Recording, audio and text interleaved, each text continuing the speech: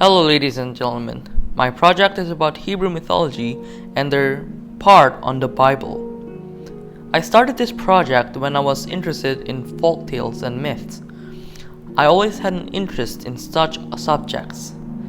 After so, I took notes on study of myth, and this is what I found. My goal is to successfully understand and explain Jewish mythology. Trust me, this is an interesting subject. To narrow things down for mythology, I will explain mythology mentioned in the Bible. There are a lot of definitions for mythology. The definition of mythology that I'd be using right now and throughout this project is Mircea Eliade's definition, which is that mythology is sacred history. So remember how I said that I took notes? Well, I will talk about said notes. According to William Bascom, myths are factual and take time from long time ago. It is sacred and characters will include non-human characters like gods. Legends are similar but will include human characters, happened recently, and can be both secular or sacred. Folk tales taken any time, any place is secular and includes human or non-human characters. Scott Littleton has the same definition, but for him, myth is considered as fiction. Edward Burnett Tyler considered myth as science that explains what happens around us. James G. Frazer considered myth as an explanation for rituals. Mircea Eliade, the guy I was talking about, considers myth as sacred history. Bronislaw Malinowski considered myths as a social charter. Claude Levi-Strauss considered myth as a problem to help the world. You got it? Well, no, that's not all. One thing of myth is the universalist theory, where it is said that all myths are the same. James G. Frazer, the guy I was talking about, is a Scottish anthropologist, and he wrote a book about this theory. In the book, it is said that we first change biologically in evolution and such, and then we change culturally, and in the peak is where atheism is, after monotheism and polytheism. The theory is incredibly racist for the fact that you could call other men as less human and less evolved. In complete summary, the theory is said that myth is tied to belief and comes from magic, religion to science. Otto Rank was a follower of Mr. Sigmund Freud until Otto Rank thought that maybe everything is not about sex and was kicked out of the Everything Sex Club.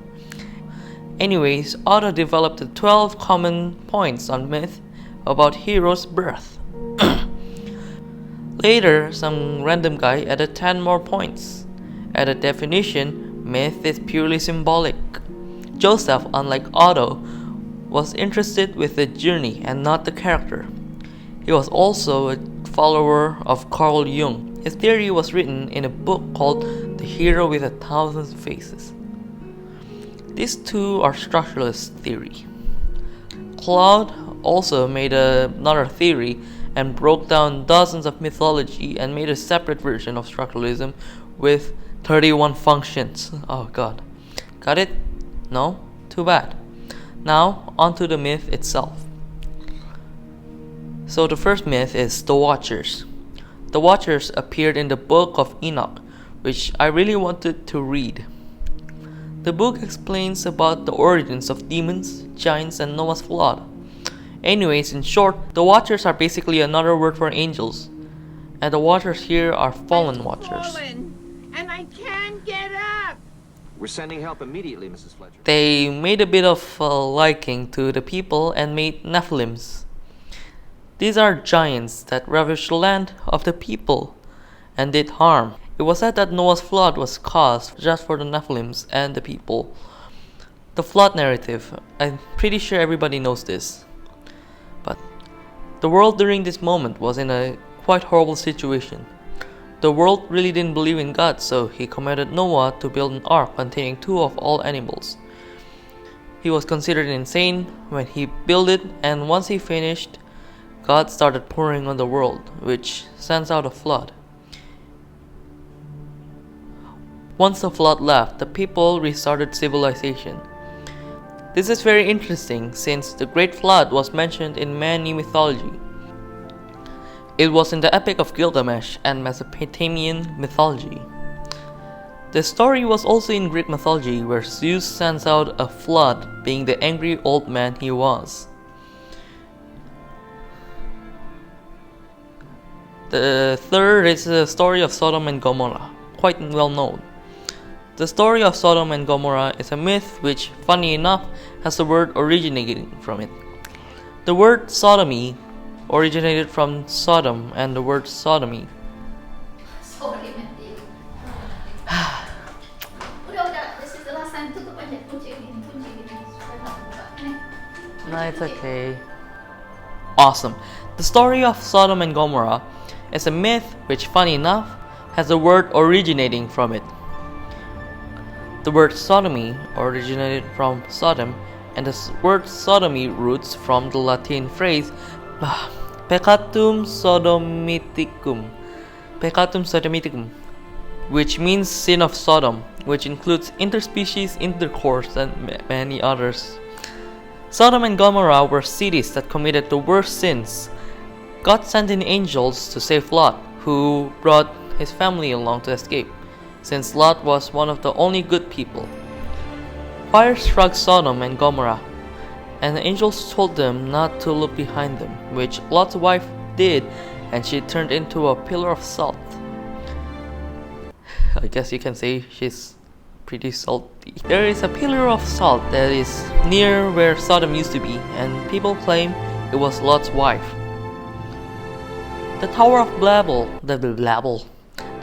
Babel was built right after the flood narrative, where people forgot about God's promise to not flood again. Instead of sending in another flood, God instead made it so they were not able to speak. He did this by dividing their speech. What resulted is different languages being spoken by each person. In the end, they quit the project. There are many accounts about the creation of languages. The final myth is the Exodus. The myth of Exodus might just be the myth that takes the longest time. So I'll try to summarize it. Jacob's son was sent down to a river, since the new pharaoh would force late abortion the babies by throwing them to the river. The baby was met by the pharaoh's daughter, which she named him Moses. Moses kills an Egyptian, beating up an Israelite.